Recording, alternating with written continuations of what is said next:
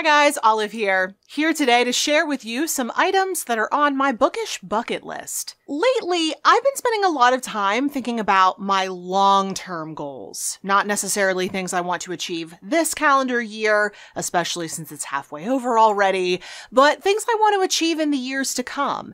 And those thoughts have included elements of my reading life as well. I think what got me started thinking about all of this is the fact that I am nearly done with my Wishbone series. If you don't know what I'm talking about, if you're new to my channel, or if you've just never clicked on one of those videos, I have a series called What's the Story Wishbone, in which I break down episodes of the 90s PBS Kids TV show Wishbone, and I compare those episodes to the works of literature that they featured in those episodes.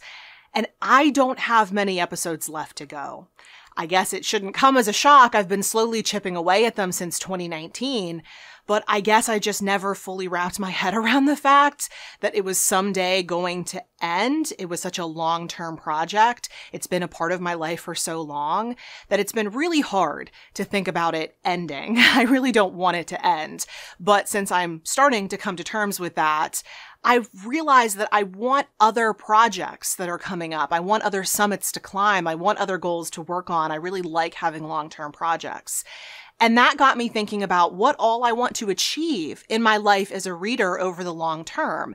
And so I decided to sit down and make 10 bookish bucket list items, goals I'd like to achieve, things I'd like to do in the coming years, and I thought I'd share those with you today. Number 1 on this list is something I've been thinking about a lot lately. I have always wanted to do this, but I've been feeling more of a sense of urgency about it as the years have gone on. So I would very much like to read/watch performances of, maybe a combination of both, all of Shakespeare's plays. I don't know if everyone knows this about me because I've only mentioned it maybe a handful of times over the history of my channel, but I was not an English major. I didn't even take any English classes in college. So the only Shakespeare that I was ever assigned was Romeo and Juliet back in high school. After that, after my high school years, I was never assigned to read any of his plays. I was never taught any of his plays.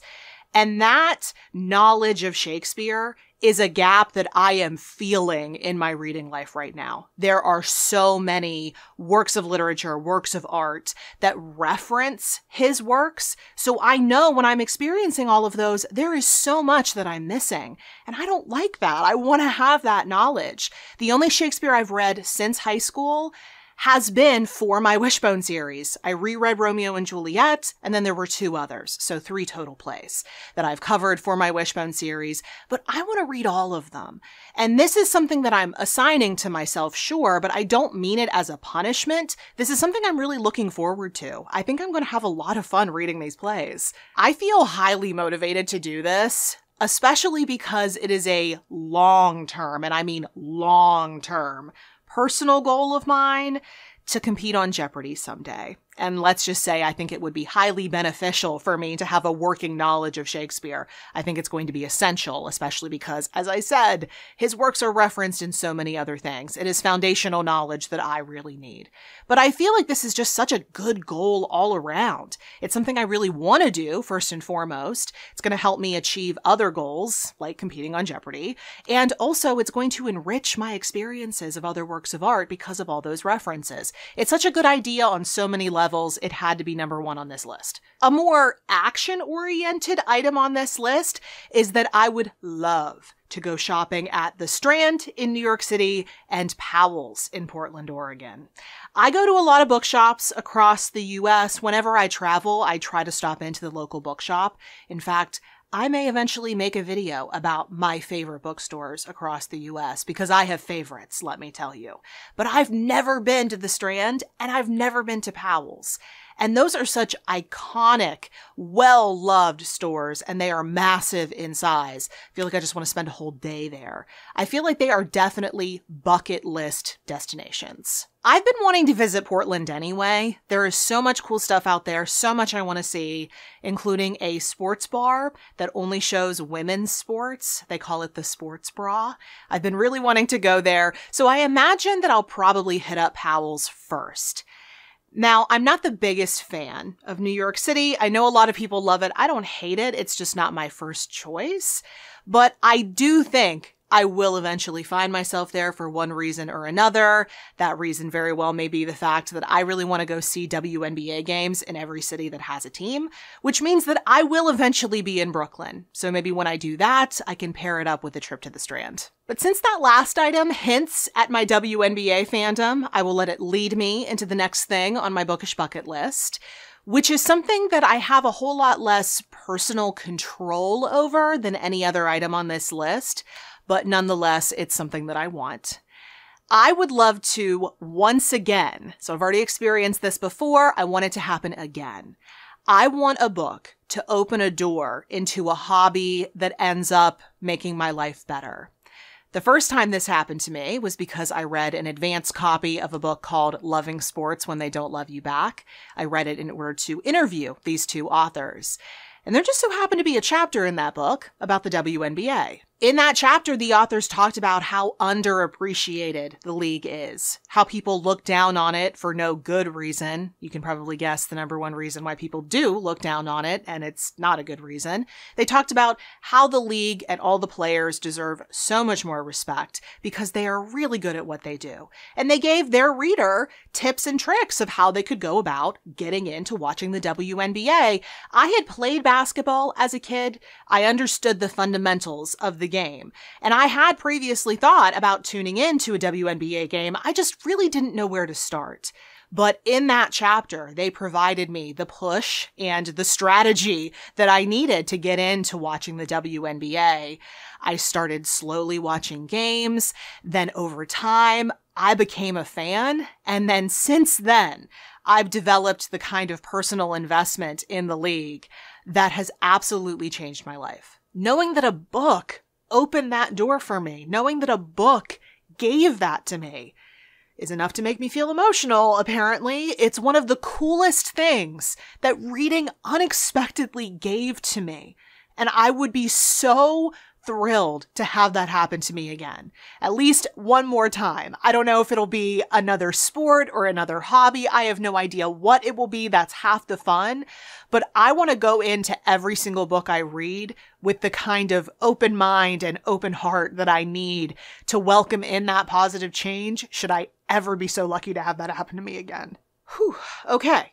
Let's rein it in and talk about some other long-term reading goals that I have. One of those is that I really want to read all of Edith Wharton's work, all of her novels, all of her short stories, all of her poetry, all of her nonfiction, all of it. And that might not sound like too big of an undertaking until you realize just how prolific she was. I'm serious. Go to her Wikipedia page and be ready to choke on your coffee when you see her bibliography. So now you see why I'm making this a lifetime goal as opposed to a yearly goal, especially because I don't know how long it's going to take me to get through all of her work. I could just sit down and read a whole bunch of them all at once, but marathoning Edith Wharton novels kind of sounds like a recipe for clinical depression. If you've ever read any of her novels, you will understand what I'm talking about. They're not exactly uppers, so I will probably just continue to slowly chip away at them for the sake of my mental health. But eventually, I will get through all of them, and I would love to someday be a kind of unofficial Edith Wharton scholar. She is really the only author who has ever inspired that in me. I mean, don't get me wrong, I love Jane Austen, I love Elizabeth Gaskell, but there's just something about Edith Wharton. Maybe it's her brutal realism, maybe it's her obvious fascination with human psychology, or maybe it's just the mere fact that we are both Americans, but I feel like we're just on the same wavelength. And how lucky am I that an author I feel that way about has all of this work out there for me to explore and dissect and think about. And then once I'm done with all of her stuff, I can move on to her friend, Henry James. I have so much good reading ahead of me with this one. I am over the moon. Tying into that last one, I also really want to visit some literary places and some landmarks. Edith Wharton's former home up in the Berkshires, The Mount, it's called, is one of them. And that's not too far away from where I live. I live in Pittsburgh, so that's just a road trip away, a whole lot easier to get to than, say, Jane Austen's house or the Bronte parsonage, two other places I really want to get to. But me seeing those is going to be entirely dependent on when I can get over to the UK for the first time. But since I mentioned the Brontes, that reminds me that I would also very much like to reread certain classics that I hated the first time around. Now, I know this one does sound punitive, but I know by this point in my life how much we as people change over time.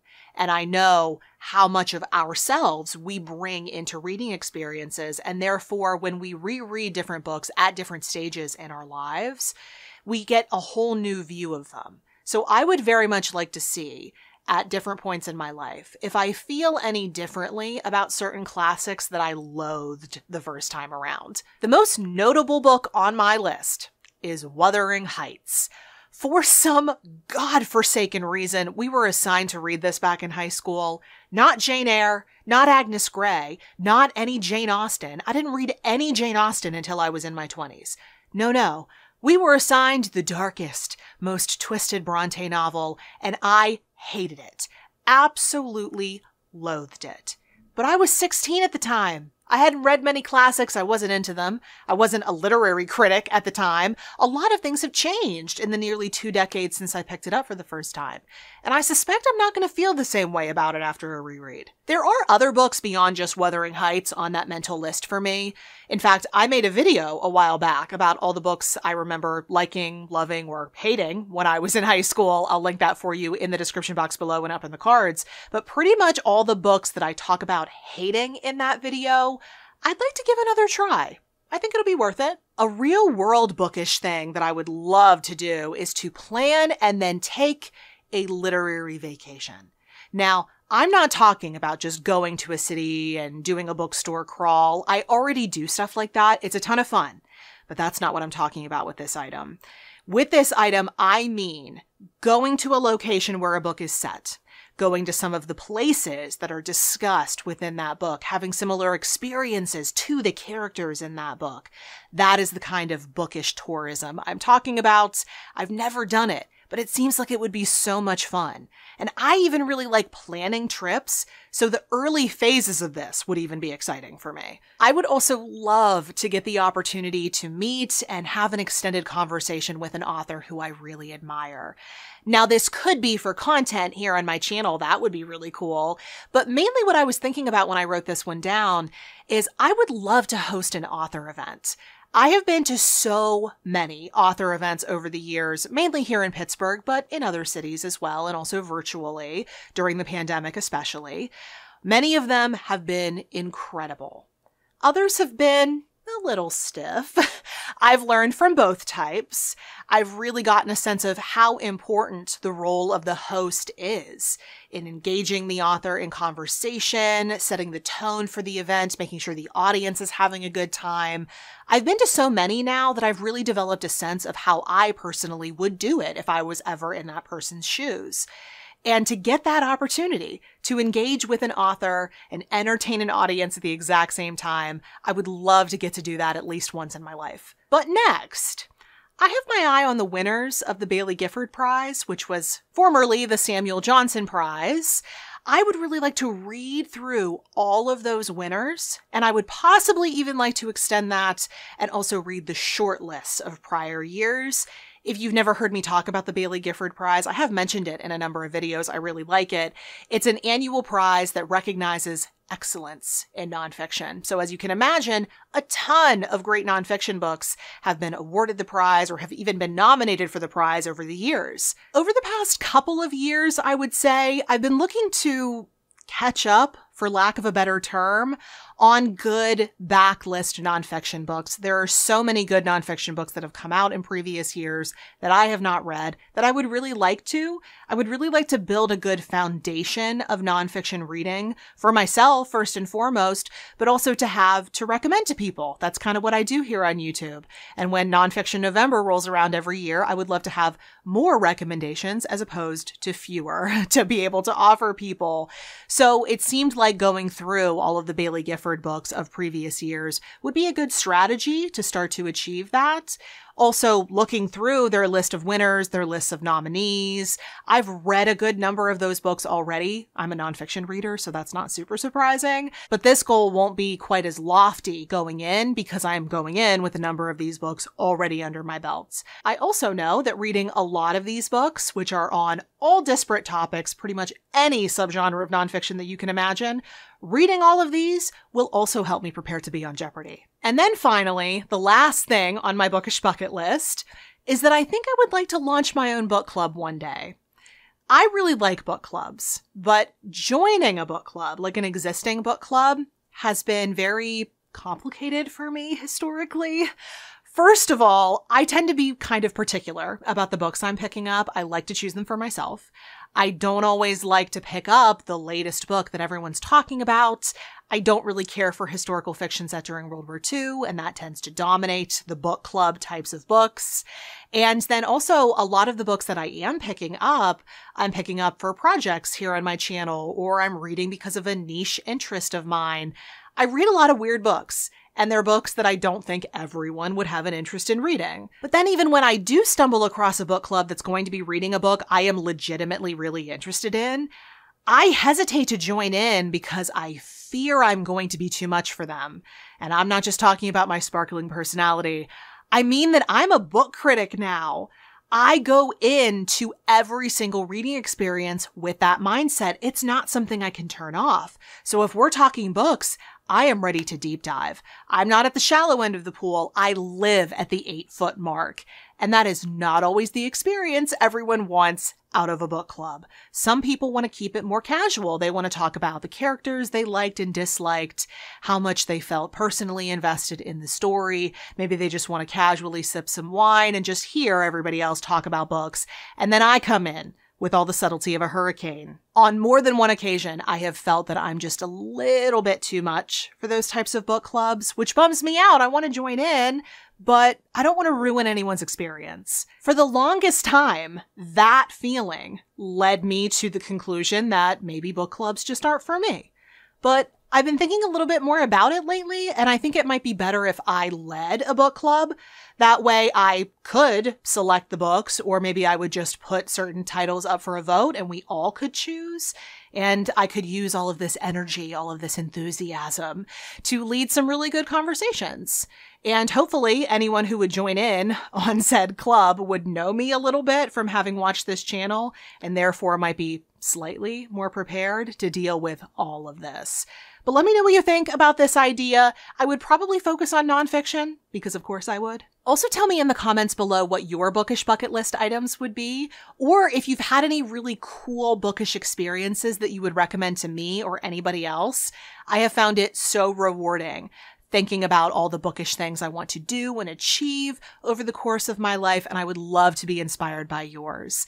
Any other comments or questions you may have can also go down in the comments. Any books that I mentioned today or any videos of mine that I brought up will be linked for you in the description box below for your clicking convenience. And at the bottom of that exact same description box, you will also see links to everywhere you can find me around the internets, like Goodreads, Instagram, the Story Graph, all the places I'm the most active, in case you want to keep up with what I'm reading and what I'm doing right now. Thank you so much for watching. I hope you're having a wonderful day, and I'll see you in the next video. Bye.